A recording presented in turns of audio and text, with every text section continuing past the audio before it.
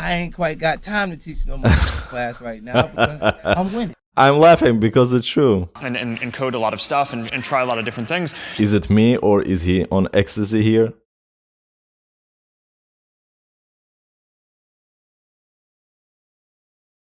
What's up? This video is long time coming. I wanted to talk about the educational system for some time now. And I think this video will be a great opportunity to share with you my thoughts on educational system, higher academia, college, university, you name it. Call it whatever you want. I have a personal experience with that, but we'll see if you agree or disagree. Let's see what happens. Well, oftentimes business education today, and I see it all the time, kids come out of college, the best colleges, Wharton and Harvard and Stanford and some of the great business schools, and they'll come out and they won't have practical experience. There's too many case studies that aren't practical.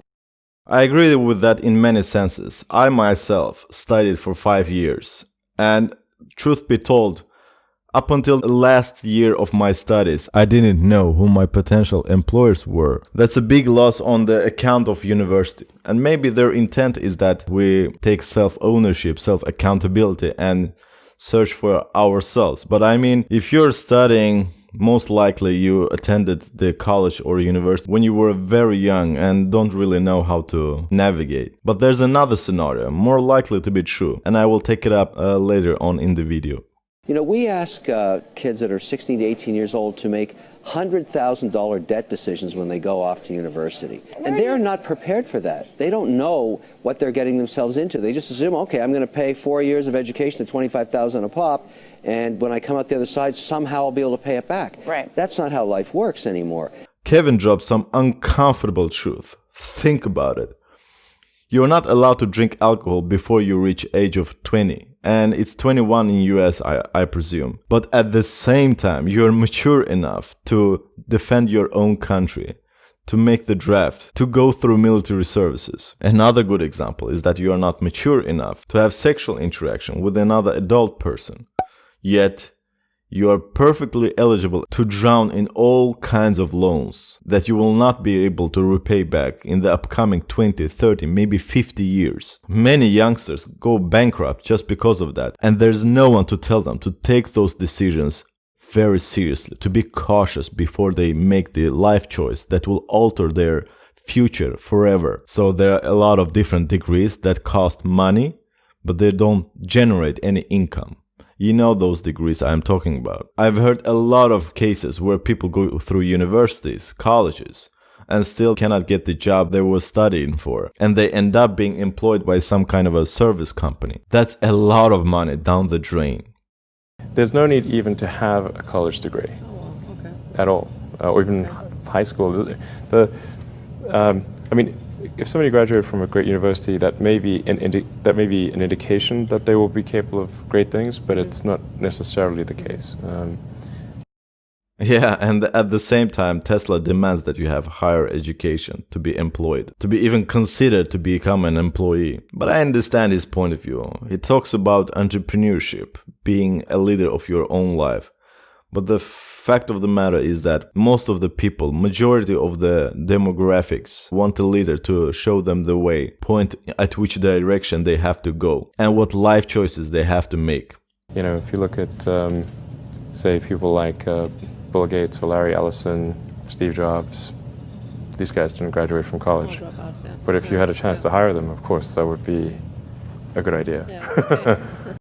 A side note here, just because you're a great entrepreneur, a very successful one, you have amassed a lot of good reputation and financial power, doesn't necessarily mean that you could be a great leader. Leadership is about having people skills. And as we know, like in this case, Elon doesn't hold on to such. He's kind of awkward and geeky, but I understand that people follow him because he is a tremendous visionary and believes in what he does.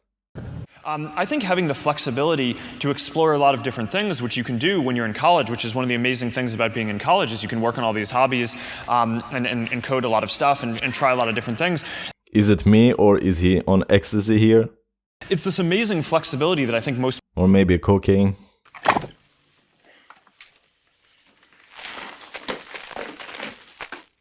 Kokainum. people take for granted. And once you decide, okay, I'm going to start a company and I'm going to do it with someone else, you immediately now need to convince someone else if you want to change your mind on something. And I think people really undervalue the option value and flexibility. I think explore what you want to do before committing is really like the key thing, and keep yourself flexible. And no, I think that's. I agree. Yeah. That flexibility is a double-edged sword. You should explore your alternatives and try to find something that resonates with you and where you want to go and find a direction. But at the same time, you have to invest a lot of time in something specific in order to gain these 10,000 hours that many people talk about in order to reach mastery levels. The thing is, a lot of people are very confused. It has nothing to do with the age. Especially being a young adult, you're encouraged to explore your options. But that per se leads to a lot of dead time, where a typical life may consist of something like traveling a lot for an indefinite period of time and then coming back to your origin place and maybe do something else and then maybe apply to college. Fast forward, you wake up one day realizing that you're in your mid-30s and still don't have any direction in life. That being said, in order to find something that you resonate with, you have to make a lot of introspection. You cannot solve internal problem by the external means. The people who are doing the work that we care about are figuring out what to do next, not following the person who told them what to do next. And the problem with most colleges is they are high school, but with more binge drinking. Binge drinking, all right. If you are studying something like engineering degree or maybe computer sciences, you don't have a lot of time to have binge drinking contests. That's my personal experience. Maybe you have another opinion on that. My purpose was to gain the grades I strived for, because in order to get into a great job, you have to have good grades, so it becomes a domino effect. The entire purpose of a good university is to give you a foundation to fail, not a foundation to get an A. And if you graduate from college with straight A's, you have to do some serious soul searching as to why you chose to spend your time. Exactly, a lot of soul searching. You have to go inwardly to dig deeper, to understand your values, your core beliefs, so that you can find some kind of a silver lining to direct yourself towards. A lot of people follow. A lot of people are followers. Generally, if not, we'd have problems. We have too many entrepreneurs. We have too many successful people. Like, look how many people go through business classes. If everything you needed was in that actual business class, in that book, it'd be too many successful business people. Right. How many people graduate? You're damn right. Matter of fact, the professor wouldn't have the time to sit there and teach you. That knows this book damn near verbatim, page by page. He knows it, right? Because he'd be an entrepreneur. Yeah, he's too busy. I'm doing way too much right now because I got the palm trees and we selling so much of stuff that I'm doing that I ain't quite got time to teach no more class right now because I'm winning. I'm laughing because it's true. A lot of my professors were kind of bitter. They wanted to do their own researches and stuff like that, but they were obliged to have courses with students because you have to teach courses in order to get funding, which makes the research time very prolonged. And so when you walk into a boardroom with a bunch of guys in suits who all went to college, you're fine. Yeah, I mean, because they read a bunch of words. I've lived a bunch of life. Well, that's true. Their law degree doesn't intimidate you, in other words. It kind of evens us out, whether they know it or not. Being in real situations and happen to be a person of high integrity and honesty and, you know, You never embarrassed yourself? No, of course not. That was one of the main things why I decided to not continue the career path, because I couldn't really take orders from people I couldn't personally respect. And truth be told, very early on, I realized that I cannot bear to have bosses. I never got into the point where I could take orders and be very satisfied with that. I wanted a lot more for myself than just sit in the cubicle or in an office job and just go by and be happy with life, wait until retirement, travel around before ending up 6 feet under. That was never in my vision board. You never walked in and said, "Oh, everybody thinks I'm ignorant here. I'm stupid." I don't feel ignorant. Right.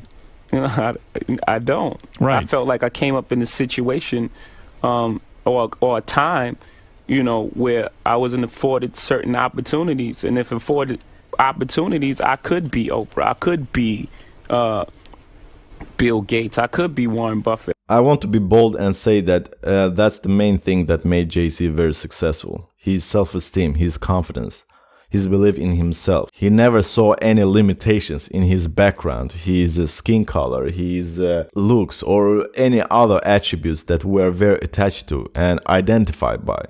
He saw himself as this flowing consciousness that was going towards something specific.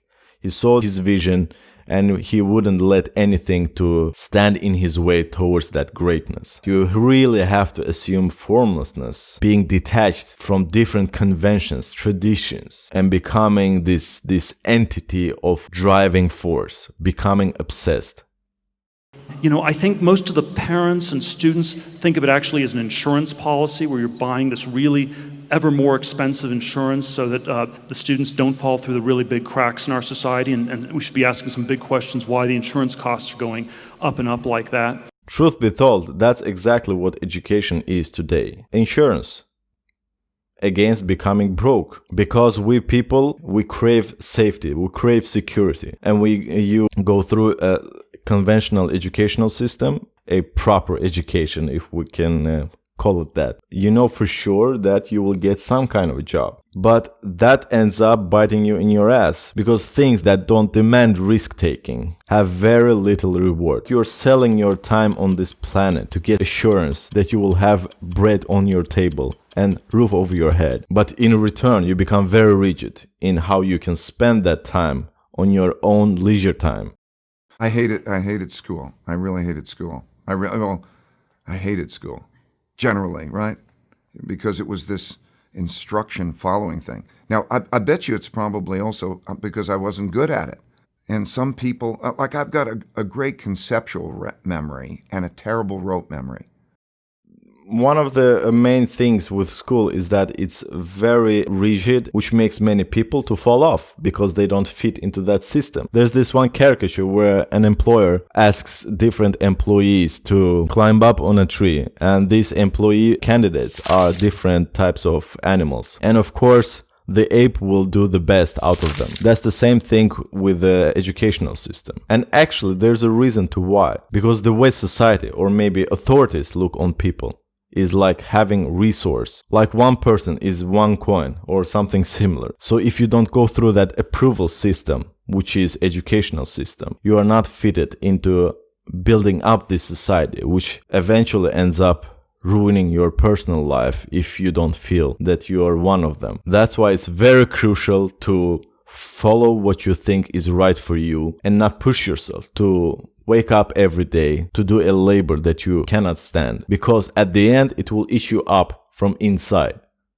Educational system is not for us to become self-sufficient individuals. Educational system is for us to become good employees. So if you want to create a kind of life that you are proud of, there's no other way than going your own way and creating your own living. And yes, I understand that many people are not suited to become entrepreneurs, but that doesn't have to be in that conventional sense of what entrepreneurship is. We live in a very interesting era where you can create your own living just from your living room. And yes, I understand that it's not for everyone, but it's just an example. It's for you to find a way to make it happen, to make your dreams come true. I think the message that I have that's like the 16th century reformers, that's a somewhat troubling message, is that you have to work out your salvation on your own. You have to save yourself, and that's I believe that is the truth, but it's a somewhat uncomfortable one.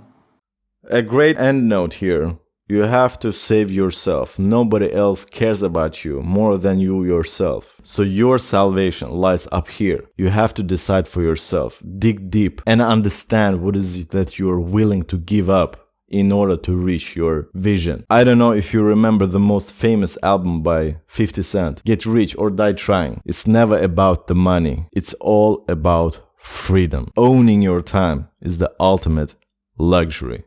Hossein, out.